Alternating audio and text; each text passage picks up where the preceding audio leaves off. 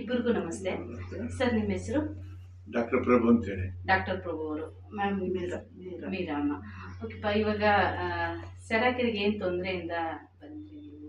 ಈಗ ಎಲ್ಲ ಅಡ್ವರ್ಟೈಸ್ಮೆಂಟ್ ಬರ್ತಾ ಇತ್ತು, ಸಿಲಾಕರಲ್ಲಿ ಹೋಗ್ಬೇಕು ನೋಡ್ಬೇಕು, ಈ ತರ ಪ್ರಾಬ್ಲಮ್ ಅಲ್ಲಿ ಇರೋರಿಗೆ ಸರಿ ಹೋಗುತ್ತೆ ಅಂತ ಹೇಳ್ತಾ ಇದ್ರಲ್ಲ. ಅದಕ್ಕೆ ಮಿಸ್ಸಸ್ ಬಂದ್ರು. ಮಿಸ್ ಬಂದು 2 months ಎಲ್ಲ ಬಂದಿದ್ರು ಅಲ್ಲಿಗೆ. ಎಲ್ಲ ನೋಡಿದ್ರು, ಥೆರಪಿ ಎಲ್ಲ ತಗೊಂಡ್ರು.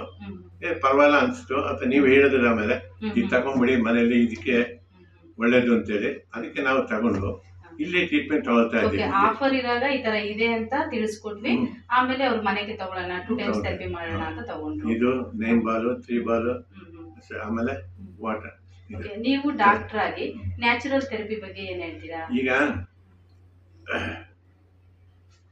ನನಗೆ ಆಕ್ಚುಲಿ ಏನು ಪ್ರಾಬ್ಲಮ್ ಇಲ್ಲ, ಇದು ಒಳ್ಳೇದು ಅಂತೇಳಿ ಎಲ್ಲರೂ ಹೇಳ್ತಾರೆ. ಅದು ಏನು ಅಂತ ನೋಡುವಂತೆ ನಾನು ತಗೊಂಡೆ. ನಮ್ಮ ಮಿಸ್ಸಿಗೆ ಉಪಯೋಗ ಆಗಬೇಕು ಅಂತ ತಗೊಂಡಿದ್ದೆ. ಅದು ನನಗೆ ಏನು ಪ್ರಾಬ್ಲಮ್ ಇಲ್ಲ, ನನಗೆ ಅಷ್ಟು ಗೊತ್ತಾಗ್ತಾ ಇಲ್ಲ ಇಂಪ್ರೂವ್ಮೆಂಟ್. ಅದಕ್ಕೆ ನಾನು ಮಲಗ್ತಾ ಇರ್ತೀನಿ ದಿನ, ಮಾರ್ನಿಂಗ್ ಈವ್ನಿಂಗ್.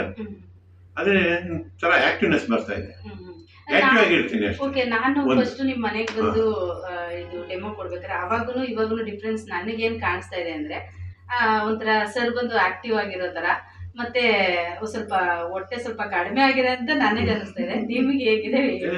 ಸ್ವಲ್ಪ ಆಕ್ಟಿವ್ ಆಗಿದ್ದೀನಿ, ಅದೊಂದು ಒಂದು ನನಗೆ ಅಷ್ಟೇ ಪ್ರಾಬ್ಲಮ್ ಇದ್ದಿದ್ದು. ಆಕ್ಟಿವ್ ಆಗಿದ್ದೀನಿ, ಆಕ್ಟಿವ್ ಆಗಿದ್ದೀರಾ? ಥೆರಪಿ ಮಾಡಿ ಆಕ್ಟಿವ್ ಮಾಡ್ತಾ ಇದ್ದೀನಿ.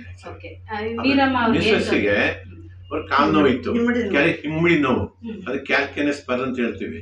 ಅದು ತುಂಬಾ ನೋವು. ವಾರಕ್ಕೆ 1 ಸಾರಿ 2 ಸಾರಿ 3 ಸಾರಿ ಟ್ಯಾಬ್ಲೆಟ್ ತಗೊಳ್ತಾ ಇದ್ರು. ಪೇಯ್ನು ಬೆಳಿಗ್ಗೆ ಇರುವಾಗ ಪೇಯ್ನ್ ಎಲ್ಲ ಇತ್ತು. ಆಮೇಲೆ ಸೊಂಟ ನೋವು ಇತ್ತು, ಲಂಬರ್ ಸ್ಪಾಂಡಿಲೋಸಿಸ್ ಅಂತ ಹೇಳ್ತೀವಿ. ಅದು ಸೊಂಟ ನೋವು ತುಂಬಾ ಬರ್ತಾ ಇತ್ತು, ಅದಕ್ಕೂ ಟ್ಯಾಬ್ಲೆಟ್ ತಗೊಳ್ತಾ ಇರ್ತಾರೆ. ಆಮೇಲೆ ಈ ಥೆರಪಿ ಆದ ಮತ್ತೆ ಅವರು ಯಾವ ಟ್ಯಾಬ್ಲೆಟ್ ತಗೊಂಡಿಲ್ಲ. She has not taken any tablet. ಕಾಲು ನೋವಿಗೂ ಸೊಂಟ ನೋವು 2 ಕಡಿಮೆ ಆಗಿದೆ. ಒಂದು ರೆಗ್ಯುಲರ್ಲಿ 1 time ತಗೋತಾರೆ, ಮಾರ್ನಿಂಗ್ 1 hour. ಅದು ಯಾವ ತೊಂದರೆ ಇಲ್ಲ. ಆಮೇಲೆ ಕೊಲೆಸ್ಟ್ರಾಲ್ ಇದೆ ಅವರಿಗೆ, ಬಟ್ ಕೊಲೆಸ್ಟ್ರಾಲ್ ಸ್ವಲ್ಪ ಕಡಿಮೆ ಆಗಿದೆ. ಅದು she was taking tablet for that cholesterol. Now she has stop that cholesterol tablet. ಒಂದು ಆಮೇಲೆ BP ಟ್ಯಾಬ್ಲೆಟ್ ತಗೊಳ್ತಾ ಇದ್ದಾರೆ. ಆಮೇಲೆ 40 mg ತಗೊಳ್ತಾ ಇರೋದು 20 mg ತಗೊಳ್ತಾ ಇದ್ದಾರೆ. ಆಮೇಲೆ BP ಸ್ವಲ್ಪ ನಾರ್ಮಲ್ ಆಗೇ ಇದೆ.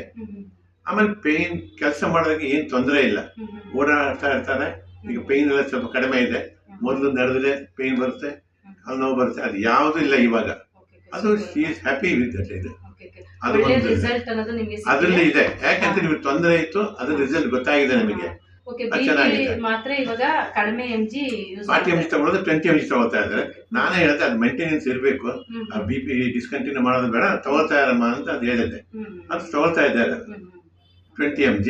BP ನಾರ್ಮಲ್ ಆಗಿದೆ, ಇನ್ನೇನು ತೊಂದರೆ ಇಲ್ಲ. ಇದು ಮಾಡಿದ್ದು ಒಳ್ಳೇದೇ, ತುಂಬಾ ಜನ ಕೇಳಿ ತುಂಬಾ ಉಪಯೋಗ ಆಗ್ತದೆ. ಅದು ಜನರು ಉಪಯೋಗ ಪಡ್ಕೊಳ್ಳಿ. ಅದು ಥೆರಪಿಗೆ ಬರುವಂತ ಅಪ್ಪ ಅಮ್ಮಗೆ ಎಲ್ಲರೂ ಉಪಯೋಗ ಮಾಡ್ಕೋಬೇಕು ಅಂತ ತಿಳಿಸ್ಕೊಡ್ತಾ ಇದ್ದೀರಾ.